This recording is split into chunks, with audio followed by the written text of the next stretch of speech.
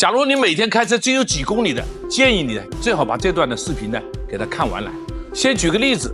，2台一样的二手车，同一品牌的，一个公里数在10万，另一个公里数呢在5万，你觉得哪个好呢？我告诉你，可能未必的。假如说这个5万公里的，它每天都是几公里把它积累出来的，这个磨损肯定要比10万公里跑长途或者是它长时间的运行的磨损可能要大。因为发动机它每次在热车的状况下，机油的润滑它是非常到位的，它们之间的机械磨损它是非常有限的。当你冷车的时候，我们的机油都沉在油底壳里面，这个时候你启动发动机，很多部件它是没有润滑油来保护的。假如你每天都是跑几公里，其实你这个有一部分时间发动机是没有被机油彻底润滑的。我们原来听过一个品牌推出了一个概念，用磁性让机油吸附在发动机的工作表面，这样来对抗冷车状态下的零件磨损。但是它实际效果呢，我这里不好直接说了。其实鳞片石墨它是很好能解决这个问题的。石墨它是固体颗粒，你知道小时候我们用过的铅笔吗？石墨颗粒是可以很好的覆盖在发动机的工作表面上的，它不会像机油一样的加进去流回